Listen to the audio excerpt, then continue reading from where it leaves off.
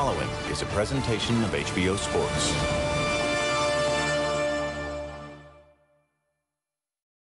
All right, upcoming, Leshanolo Ledwaba will be taking on Manny Pacquiao. And for more on that, let's go back downstairs to Jim Lampley. Jim? All right, tail of the tape for Leshanolo Ledwaba against Manny Pacquiao. I'll get it right, Pacquiao. In all great boxing tales, there's always one bout that changes the course of the story forever. A performance that ensures they'll learn the name and never forget the fighter. Pacquiao. Say Pacquiao. Pacquiao. June 23rd, 2001. It's my first time in America, so absolutely I'm an underdog. He took this fight on only 2 weeks' notice, only came here to America 10 days ago. That's a TKO victory for the very impressive Manny Pacquiao.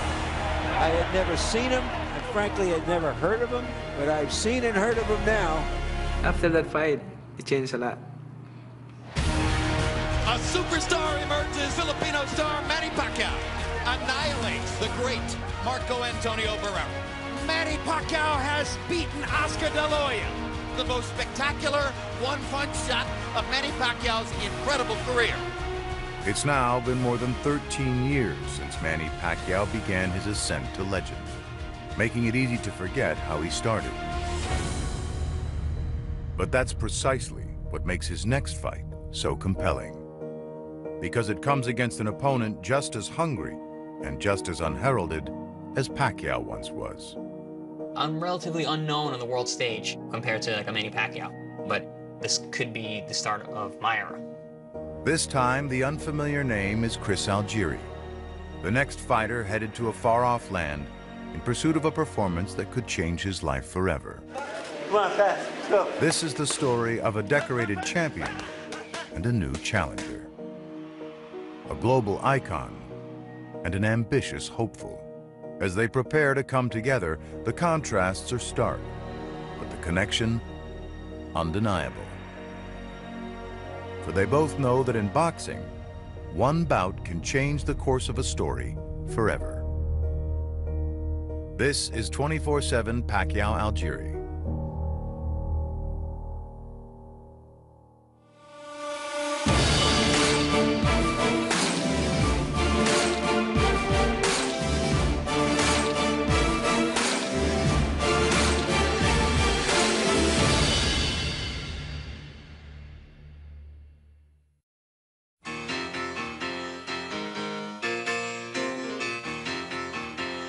In the years since he burst on the boxing scene, Manny Pacquiao's life has been transformed in too many ways to count.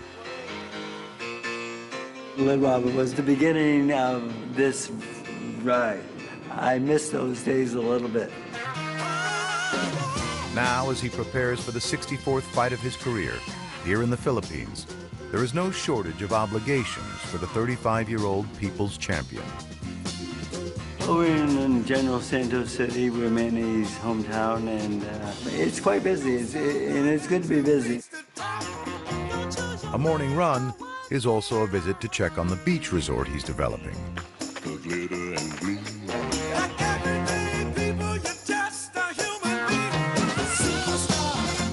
Breakfast doubles as an opportunity to address the concerns of his congressional constituents. Noon pa natin yan hinuhuli yung mga nag-illegal lagi. And a drive back to General Santos City includes a stop for a speech to students at Golden State College. He came to the school after learning of a bureaucratic mix-up that put hundreds of scholarships in jeopardy.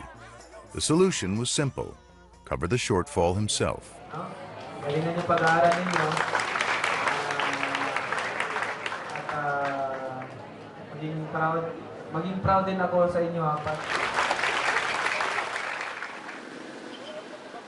He arrives at his destination on San Miguel Street downtown shortly after 2 p.m.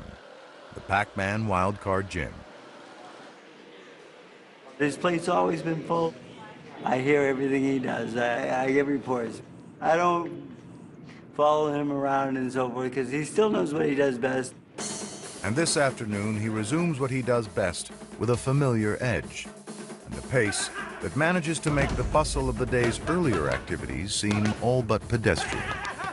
I'm really, really happy the way Manny's looking right now. His fire's coming back, his explosions come back, his speed and his power. I'm really pleased with it. Come on, fast. Power? Sure? Yeah.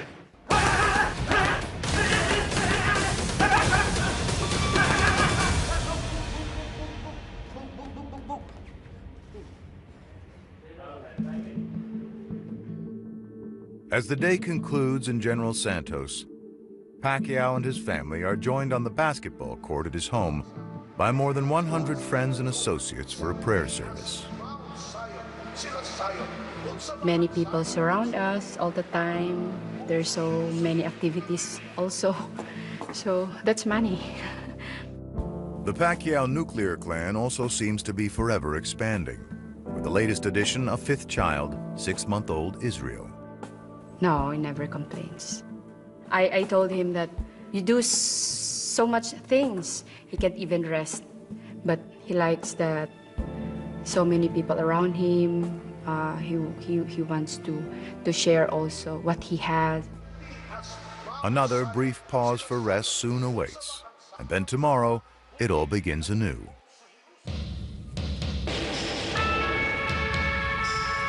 Across the world from General Santos, 40 miles east of New York City, sits the tiny hamlet of Green Lawn, Long Island. Here you'll find white wooden fences and quiet streets among the classic suburban hallmarks, making this indeed one of the last places you'd expect Manny Pacquiao's next opponent to live. But in an apartment in his parents' basement, 30-year-old Chris Algieri is perhaps a natural fit to be living the life of an underdog. I used to be in another part of the basement, but this, this side over here, it's probably been about 3 years now, 2-3 years. But I never had a TV until like 6 months ago. I just was like, I don't need a TV. I'm just, all I do here is sleep. This is my first, boxing match outside of New York State, and we're going all the way to China, going halfway around the world. They asked me if I wanted to fight in China. I said, sure. It's going to be me and Manny in a ring, right? Sure, okay. Doesn't matter where the ring is. It's a boxing match. It will be an unusual challenge for an unusual member of the boxing fraternity. He's a pugilist with a master's in clinical nutrition. It's same thing I eat every day, pretty much. Some variation of eggs and toast. I'm a big fan of avocado. Eat a lot of avocado. And he's also a man who has no problem sharing quarters with familiar company. Comes the original. What's up, Pop? This is the house that I grew up in. My father built this house, and I've been here for 30 years. We got Mom and Dad. They're on one side of the house. We got my brother, his wife, his 3 sons on the other side of the house. Myself in the basement apartment. That's the big man, Rocco. That's the newest addition to Team Algieri. So we got a full boat. If most boxers turn to the sport as an escape from their environment, Algieri discovered a love of fighting amid only nurturing surroundings. After graduating high school, he enrolled at nearby Stony Brook University and began a career as a professional kickboxer on the side. When you're taking physics and anatomy and calculus courses, and then you got to go to the gym and train and fight on the weekends, it was definitely taxing mentally and physically. I was a world champion in 2 weight classes. I had fought everybody around my weight classes from all over the world. I had accomplished all the goals I had set out in kickboxing and started my boxing career. I wanted to look for bigger paydays and bigger fame and another world title. But finding boxing success proved to be an elusive proposition, as for 6 years, Algieri fought only on small cards close to his hometown. Hey, how are you? It was extremely, extremely frustrating. I felt that I wanted to be on bigger stages, fighting in different cards, fighting on TV. I wanted national exposure. I really wanted people to be able to see what I brought to the table. Opportunity finally came in Brooklyn this past June, when Algieri was the underdog fighting against 140-pound title holder Ruslan Provodnikov. Leading up to Provodnikov, I was going to get decapitated. So that's what Twitter said. I was the sacrificial lamb and get destroyed. It is what it is. I understood that. People didn't know who I was. People didn't know what I did or what I could do. But in the first round, it appeared he wouldn't get a chance to show them. Down goes Algieri on a Ruslan Provodnikov left hook. And Algieri's right eye appears to be damaged by the shot. I didn't know what was going on. You know, my lip was numb. My eye was closing fast. It was really blurry at first, you know. I really had to kind of gather myself and figure out what was going on. I don't believe his right eye has recovered yet from the left hook. Second knockdown. And this could be quick. Okay. You know, this guy is as dangerous as they say. I really got to stick to it. And I got up and I went right back to the game plan. Deep breath, Chris. Deep breath. I know. It's your back eye. You got the lead eye, baby. You got the lead eye. Don't worry about that. Algieri's more accurate as the fight progresses. And how about this kid getting beaten up like that in the first round by a heavy favorite and coming back and boxing the way he has so far? No shortage of heart from Algieri right now. To the winner by split decision, and new undefeated WBO light flyweight champion of the world, Chris.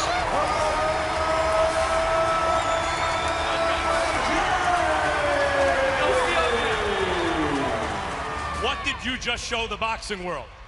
I showed the boxing world who Chris Algieri is. While Algieri's rousing introduction may have invigorated his career, he has a ways to go to catch up to his opponent, whose unparalleled fame in his home country earns him some remarkable opportunities. On this day, the fighter is traveling to Manila for a new and perhaps unlikely side gig as the head coach of a professional basketball team, the Kia Sorrentos. He was hired this past summer, and then, perhaps not coincidentally, the club also drafted him as a player, which means this off day from the gym will also be his official Philippine Basketball Association debut. You know, I'm going to let him play. I mean, I'm not going to babysit him. I'm his boxing coach, and I hope dearly that he doesn't get hurt. It is a very, very competitive league. It's something Manny, the highest level he's ever played by far. Does he belong there? No, but the thing is, he's so popular. Popular enough for this debut to be held at the brand new Philippine Arena. More than 52,000 fans will be in attendance, along with opposing players clearly thrilled to have their own matchup with the champ. Basketball, it's a big challenge for me. Some people are criticizing because I'm a boxer, but I want to prove them that I can do both boxing and basketball.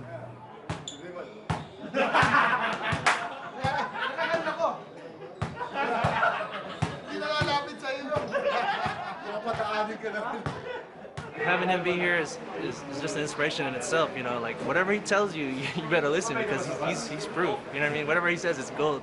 He said, Freddie, I'm going to play for like 1 minute in the game, and then I'm going to coach the rest. Can he stay out for just 1 minute? I'm not sure.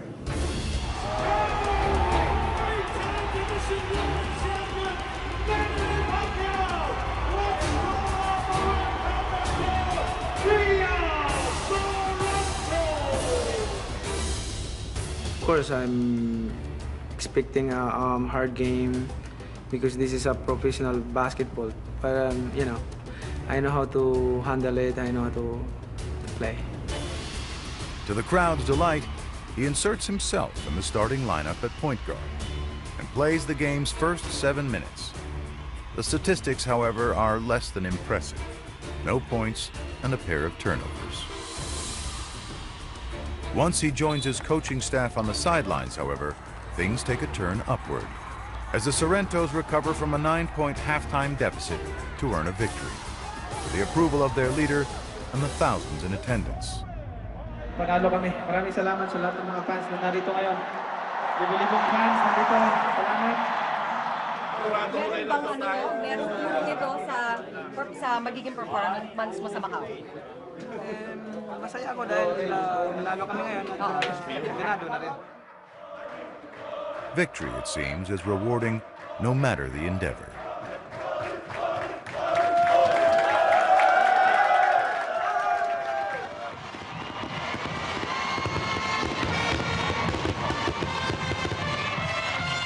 While boxing is the only sport Chris Algieri currently chooses to compete in, he does enjoy plenty of others as a spectator. And at this fall's homecoming for the Stony Brook University Seawolves, Algieri's alma mater honored him in front of a capacity crowd. He made it a big deal. It was a homecoming celebration that they turned into Chris Algieri Day. It was a very surreal experience to go back to my school and be honored and by, I think there was 11,000 people in the arena that day. It was incredible. All right, Stony Brook, what's a Seawolf? And what's your profession? Good mojo, you bring a good It's good. It's energy. It's all about energy. Yes, it is. Yes, it is. It's good energy. You know, it's a real pleasure to be here. My time here as a student really helped forge my future, and I wanted to present a gift to Stony Brook University, which means so much to me. Wow. This is literally an exact replica of my championship belt. Also, on top of presenting the belt tonight, I wanted to actually begin a scholarship starting in the fall semester of 2015 for the students of Stony Brook University, the Chris Algieri Champion Lifestyle Scholarship. Wow. Thank you. Absolutely. Thank you. Awesome.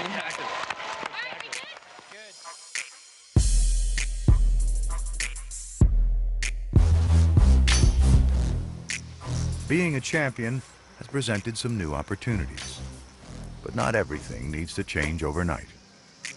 The the money from the Provodnikov fight was 10 times more than I'd ever made in any fight before. I didn't really get to spend it on anything fun, to tell you the truth. I still have the same car that I had, before the Provodnikov fight. I drive a Honda Accord. It's got almost 200,000 miles on it. I like my Honda. The Honda still gets him to strength and conditioning workouts several times a week as he trains for the November 22nd bout, with a regimen designed specifically to mirror his movements inside the ring. And we're changing angles like a fighter. They're always changing planes when they're moving, so we change angles in our systems when we work out. So we come from a high to a low to a high, we come over to a cable, we keep mid-range. So working all different planes of movement, which is important for boxing. Right? He's always changing, he's always moving, so we want to mimic that.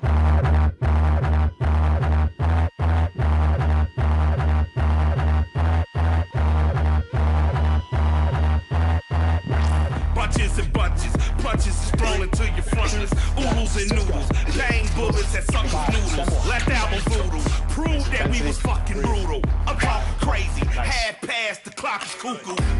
The workout is marked by its high intensity and non-stop pace. Come on, turn it on. Drive. Hardly the portrait of a combatant satisfied with his ascent. He's up actually 5 pounds of muscle. His body fat's the same. So we did a great camp. So when you translate with that power and hitting, it should really come through. He will be fighting at an agreed-upon catch weight of 144 pounds, which is the lowest weight his opponent has fought at in 3 years. And in the spirit of dropping mass back in the Philippines, Pacquiao is sponsoring an elaborate weight loss challenge for more than 200 associates and employees. Tonight is temptation night in the challenge, with an enticing spread laid out to test the contestants' commitment to the task at hand. If anyone participating takes even just one bite, they'll be disqualified. Surrender ka?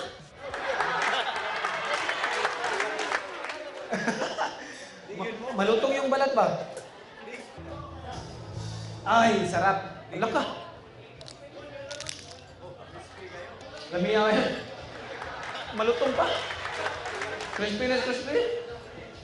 The stakes are considerable.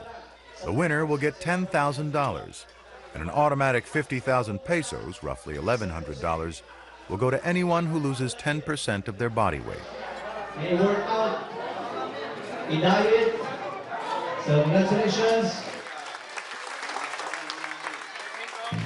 While some give in, the majority of participants elect to continue the challenge. And the next day at the gym, Pacquiao's focus returns to the contest in front of him. I'm taking him seriously. I'm not taking light. I'm not underestimating him. I have that experience before when I'm taking light and then I lost the fight, so. In June of 2012, Pacquiao was heavily favored in a matchup with Timothy Bradley, and according to most observers, won the bout. But the judges awarded Bradley the victory. And this past April, the fighters met in Las Vegas for a rematch. I didn't think it was that tough a fight the first time, and I didn't think it was that tough a fight the second time.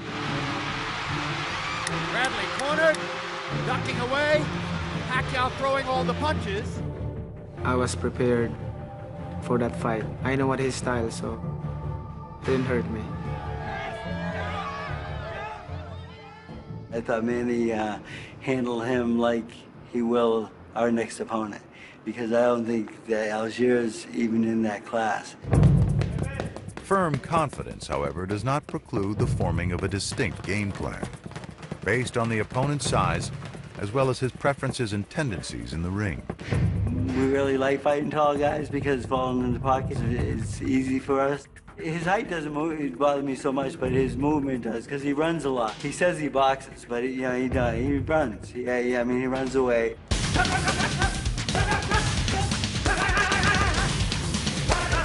He doesn't want to engage and so forth, and we will chase him down, we will catch him, we'll set traps for him. He's in way over his head.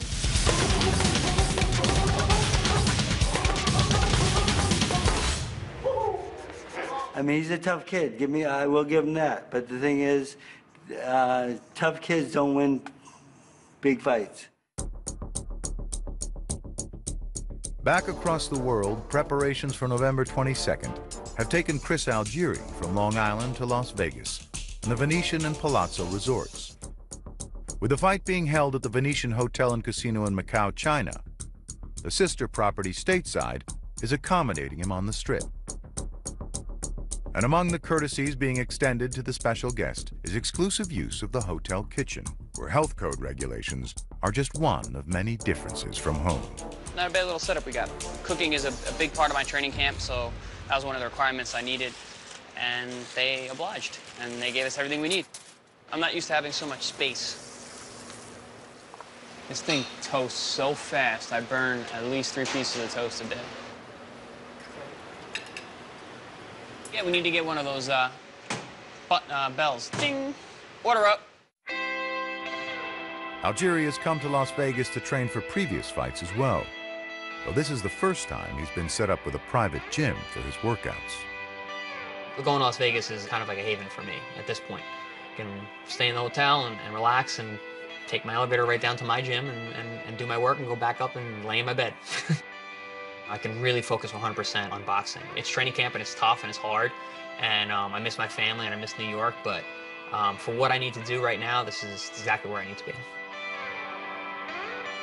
His New York-based co-trainer Keith Trimble remained back home, meaning his other co-trainer, the Las Vegas-based Tim Lane, has taken the lead here, running the camp from the makeshift gym erected in what used to be a Mexican restaurant. That's it, baby. Go look at the bottom.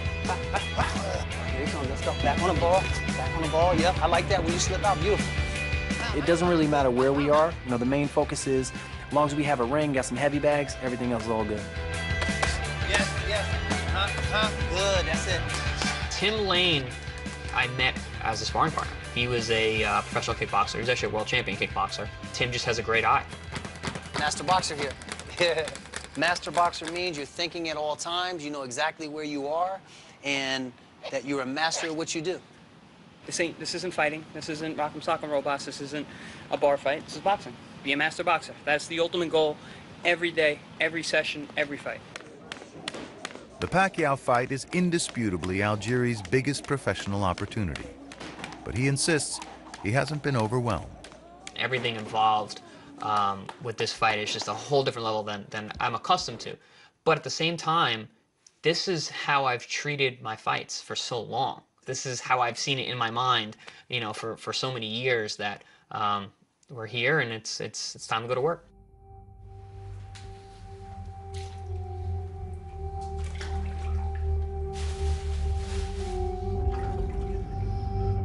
A long training day ends with a 12-minute ice bath. The physical objective is to reduce swelling, but for Algieri, it's just as much a chance to visualize the future. The mind is stronger than the body, you know, so you really got to get your mind in the right place to be able to perform at these levels. What separates the, you know, the guys from the top of the sport? It's right here, man. In all great boxing tales, there are characters whose unvarnished ambition demands your attention. Whether their goals are already achieved or still just taking shape. Good, nice and short. And in the case of this iconic favorite and most unlikely long shot, their ambition at present is shaped by a shared and uncommon reality. They both fight not because they need to, but because they want to. I fight because I love boxing. I'm passionate about what I'm doing. I'm a boxer and that's my life. Ball better. Yes, what you gonna do about that? They've never let their circumstances define them. You're never careless. Always thinking about setting up the next move. Never let the odds detract them. Come on, turn it up. Let's go, go, go. A kid from a middle-class family in Long Island is not supposed to be able to fight. Not supposed to be a world champion. He's hit a lot of heart, I know that, but he's taking a bigger step than he realizes, I feel. Now, their ambitions in the ring on November 22nd will be undeniably simple. And their desire will be nothing short of insatiable. I've seen myself on this stage for years. I'm gonna step up and make something special happen.